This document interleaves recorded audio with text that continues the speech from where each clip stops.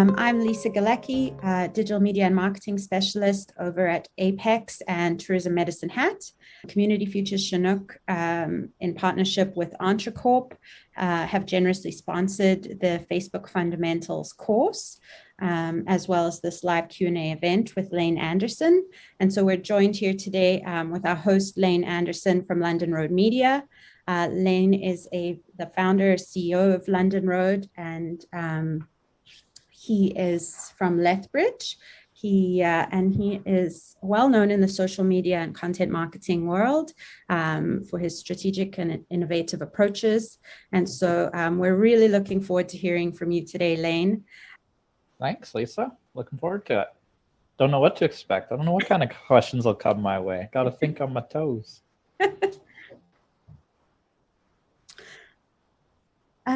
Well, I'm going to go ahead and kick this off then. Lane, you spoke during the three-part series. We talked about determining your approach to Facebook. So whether you were going to take a content approach or a persuasion approach, and sort of the thinking around those two strategies. And then we looked at content that engages and that how, now, and wow, and using those as sort of the foundations for different types of content. And then, of course, planning, implementing, and measuring. And I really personally, I love that session because I think it's, there's so many metrics and you can get lost in data and information. And so it was lovely to see just some really simple key points. If I'm taking a content approach, what do I want to look at? And if I'm taking more of a persuasion approach, what are some of the things the metrics I want to be looking at specifically to know if I'm moving things forward or not, and what, how to keep track of that. So I love that. And now I think it would be lovely to talk a little bit about just some of the, what are some of the trends that you're seeing in Facebook now after, we're still in the midst of COVID, after 2020 being everything it was for all of us. So, yeah. Yeah, I think something that is really relevant and goes beyond Facebook, but in marketing in general, is a really big wave of support for local business. You see that throughout social. You even saw it in Super Bowl ads. Some of them were about trying to position like a tire shop as a local business because they hire local people. Like everyone wants to get on the local train. So I see that very strong on Facebook. I remember when it's like talking about back in the old days, back in like the early month of COVID, like almost a year ago, we started running ads for a bakery in town that is one of our clients. And because it was that rush and people were bulk buying toilet paper and everyone's worried about not having things, people were worried about food and everything that we might run out of. And so just being able to say, hey, we're a local business, we bake it here, here's what our shelves look like, just went crazy. Like the results we got out of those were bigger than anything I'd ever seen because people were wanting to spread that message. And so that's where when you get into ads, and I know we're going to do a session about ads, but when you get into ads, you see that it's not just like you like you make a bid and buy some ad space. How well those ads do really, like how much reach you get is about how good the ads are and how people react with them. So it was crazy to see that people were sharing and commenting and going and just like really eating those up because it's all about this local business and wanting to support. And we work with a lot of businesses like that, like businesses that serve, I guess to clarify, when I think of a local business, I mean businesses that serve a local demographic. So not just that you're locally owned, because we have locally owned businesses that we work with, but they ship products all around North America. But I mean, local business, like your customers are the people who are near you geographically. And you see that a really big wave of people wanting to support those kind of businesses. And we do work with a lot of them, and we see that. So even with restaurants we work with, just putting out a message like, here's how you can still support us during these times. And just the results we got off that are just insane. So right now, the whole how, now, wow approach, there's almost this like cheap that we can go around that a little bit because of the fact that people will share just about anything you post if you position it as, hey, we're a local business and this is how you can support us, because people are willing to share and engage with that right now. I don't know yet how much that's actually, there's how much follow through there is on people supporting local business with their dollars, but at least in word, in lip service, at least they're doing it. They're doing the sharing, they're doing the engaging. Whether or not they're not shopping at like the Costco's and Walmarts and actually supporting local, I don't know, but at least on social there's a huge push to want to support it. So as a current trend for something on Facebook specifically, I would just really want to position a local business as being part of the community and the people behind it and the families that they have, and that these are community members, and really showing the humanity, the heart that's behind these businesses. And that's going to go a long, long ways. Yeah. Absolutely. I think for me, that was an important reminder is in our, these mid-sized cities and communities, certainly where we're from, where you are, sometimes it's easy to forget about what you have right here. And really, words like resiliency got thrown around a lot. And but they're certainly true. I think the products and services locally created and often exported outside of your community are amazing. And so in a way, as awful as COVID has been, it has also highlighted what we're doing in our communities. What are some of the trends that you're seeing with regard to how businesses are using chat functionality to stay in contact with their customers? Yeah, so Facebook is definitely, they're working at trying to make these tools more accessible for small business owners, and they want them to be more than just DMs, that the way that we message each other, but to actually become business tools. So something that they rolled out not super recently, but a little while ago, was in your inbox on your business page, being able to add tags and sort people and almost use it like a mini customer relationship management tool, because you can tag and say this is an important person, or you can create your own custom tags and say that they're interested in this product, or whatever you'd want to store as information on contacts. It allows you to actually go into your inbox and have a lot of information about the people that are talking to you. So tools like that are really useful if you end up wanting to use those. Something that we've found really valuable is the option of live chat, so that people, not just on Facebook where they can chat with you, but actually being able to integrate that into your website. So you can take Facebook's little messenger tool and get a little snippet of code and drop it onto your website. And now in that bottom right-hand corner, you would have a little chat with us icon, and then it can just pop up, and it actually works right through the Facebook Messenger. So you as a page owner, you don't need any extra tools. There's no extra cost. You can actually communicate live with people from your website to your page. And so you're just managing it from the inbox and chatting with people. So that's a nice tool, because I think like chatbots and things, they're fun and they're cool to build, and we've done a number of them, but they can get really, really complex. And depending on the nature of a business, people's queries can just be so specific that it's almost impossible to build a bot to take care of those. And I think people have kind of grown weary of those unless they're extremely well made. So live chat, if you have the resources for a person to kind of monitor it, is really valuable, because you got like a human person on the other end that can actually answer these. So that's a great way to use chat, and that connects with Facebook Messenger. Just as another piece of how people use that tool, when someone has commented on one of your posts, like you have the option to direct message them. So you can't, as a business page, you can't message people just whenever you want without them having reached out to you first. So the fact that someone has commented on one of your posts, it now has that little button below them that says that you can message them. And so it opens up that possibility.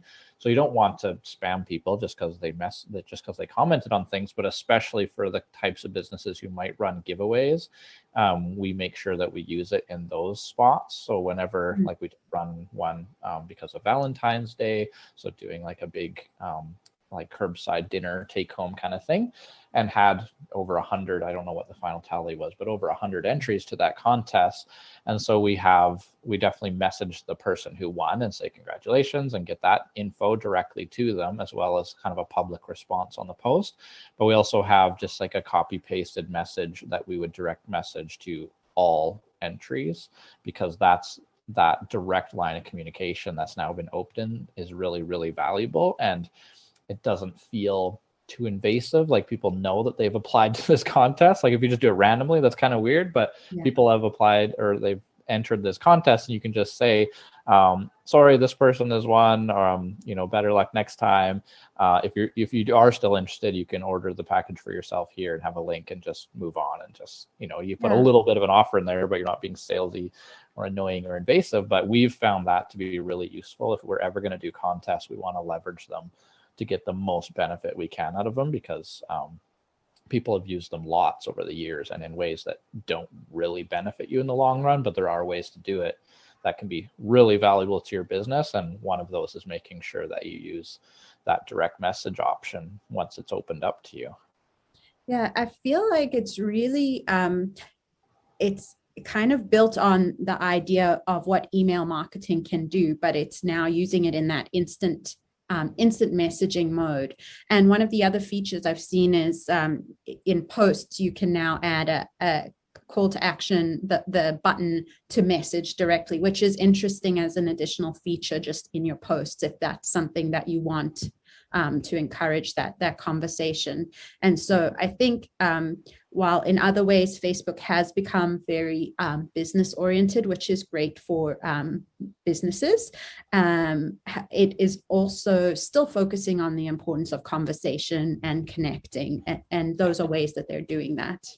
Yeah, they very much optimize for conversation. That's what it's all about. So on Instagram, there's different things that go into what makes a post succeed, and on Twitter and on LinkedIn and all these platforms. But Facebook really wants dialogue. Like, that's what it's all about. So if you can get people having a conversation on your posts, that will be a pretty strong indicator of success. And not just they tagged a friend like, hey, check this out, because Facebook knows the difference between that and an actual conversation. But if you get that dialogue going on posts, that's what Facebook wants their platform to be for. And so if you're part of helping them achieve that, they will reward you with a lot of reach and engagement and stuff. Yeah.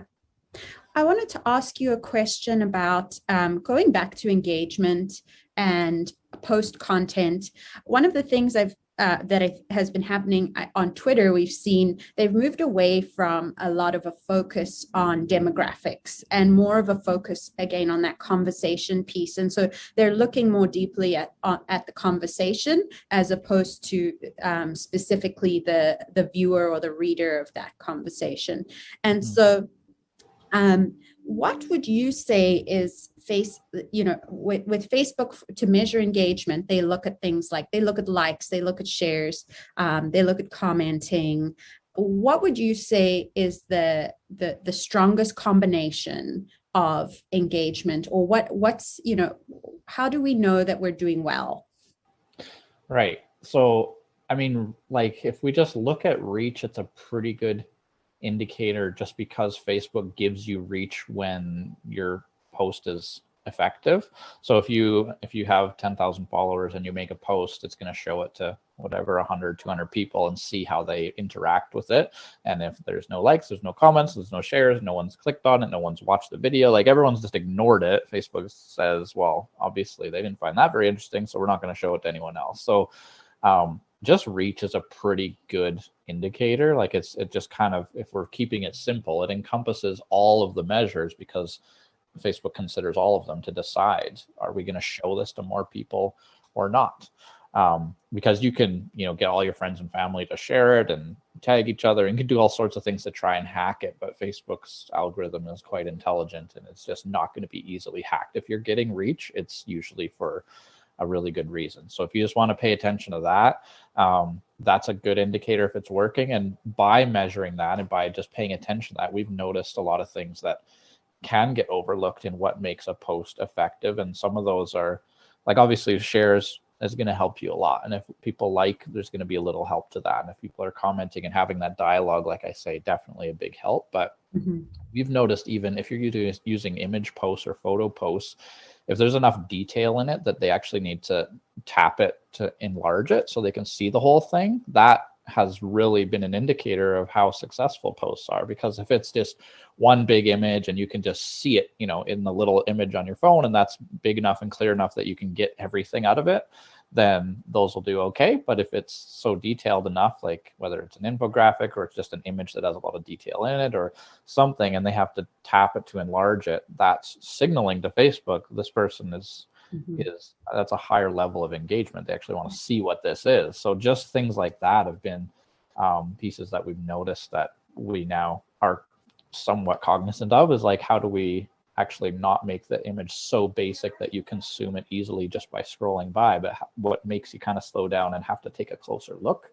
That helps a lot. Yeah, for sure. Building that interaction and seeing that between the viewer or the reader and I guess the device. And so that's a way to measure that.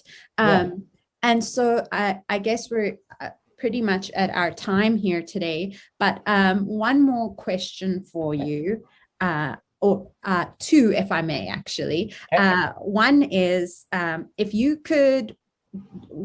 if there was just one tip, and I know that's a silly, it's hard, but if there's one thing you would say to businesses who are either just starting out with their strategy or figuring out, here's another word that's been used a lot throughout COVID, pivot or adapt to circumstances, what kind of advice would you give them?